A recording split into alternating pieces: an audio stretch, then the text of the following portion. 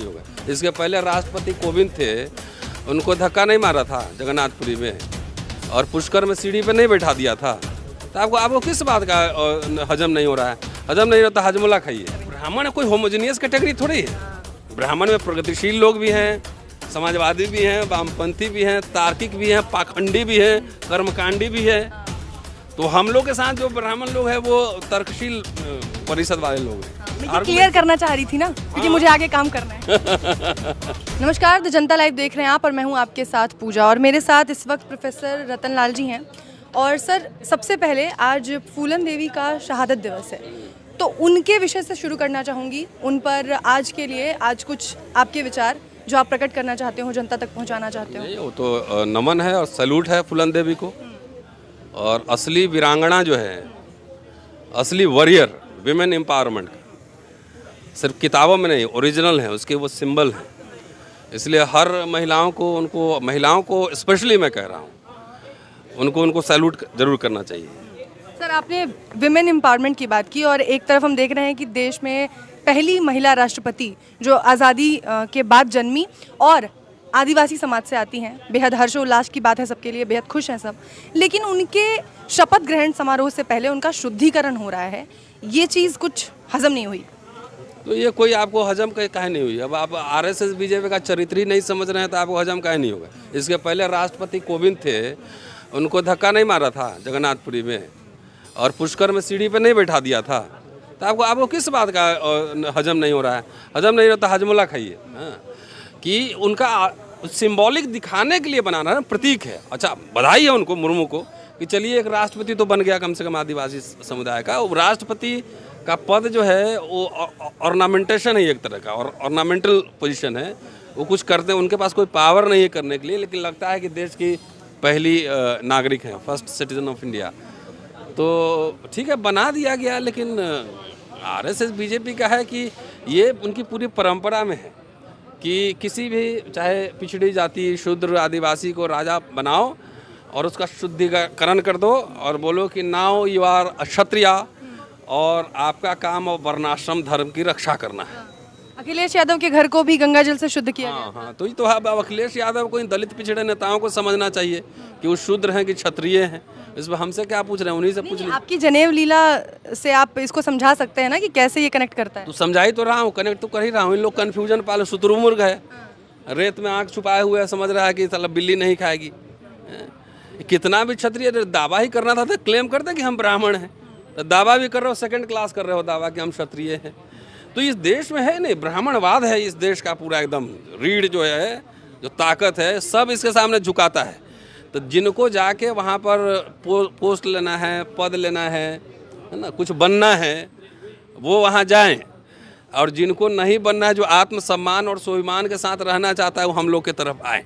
यही है clear, ideological clarity साफ है कि वहाँ राष्ट्रपति को धक्का दे रहा है, यहाँ शुद्धिकरण हो रहा है।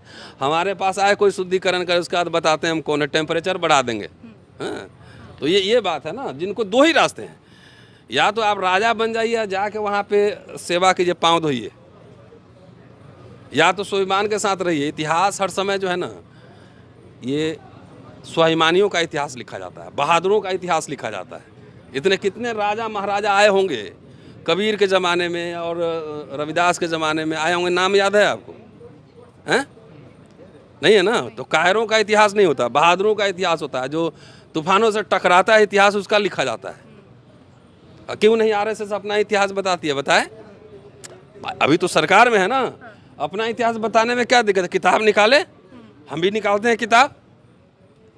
तो राजा बनना, कुछ बन जाना अलग बात है, लेकिन आत्मसम्मान स्वाभिमान के साथ जीना ये तो कुछ दूसरी बात है। आदिवासी समाज में तो इतने सारे पुरोधा रहे हैं, चाहे बिरसा मुंडा हो, चाहे तमाम सरकारें जो है ना, वो प्रतीकात्मक रूप से, जैसे अब आप कहिएगा कि ओबीसी प्राइम मिनिस्टर है, लेकिन सारे ओबीसी का अधिकार खा गए, सारे निजीकरण कर दिए, बेच दिए। ओबीसी के आज देखिए सेमिनार हो रहा है इधर, ओबीसी का सारा अधिकार सब बेच बाच दिया, कुछ नहीं मिला।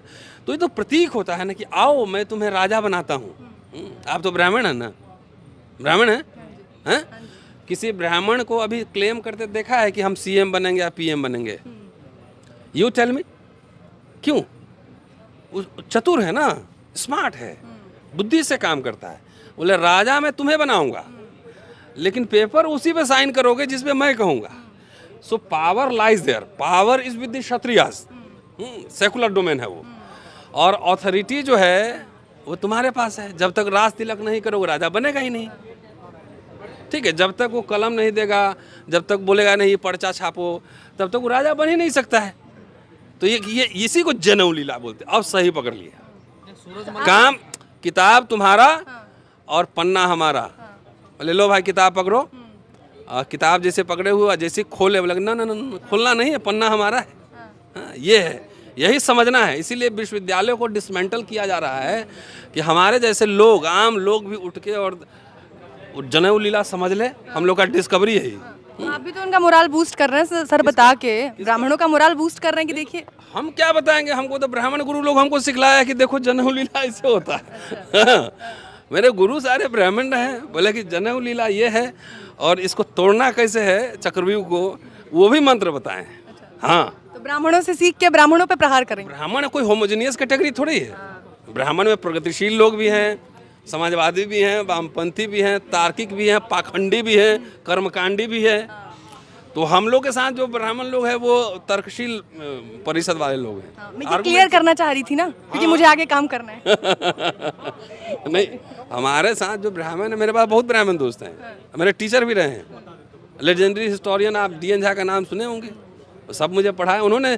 मेरे से एक ब्राह्मण सोशल मीडिया पे पूछ रहा था कि आपको तो ब्राह्मण टीचर ने बनाया और पढ़ाया लिखाया, नौकरी में मदद की, और आप रोज़ ब्राह्मणों के खिलाफ बोलते हैं।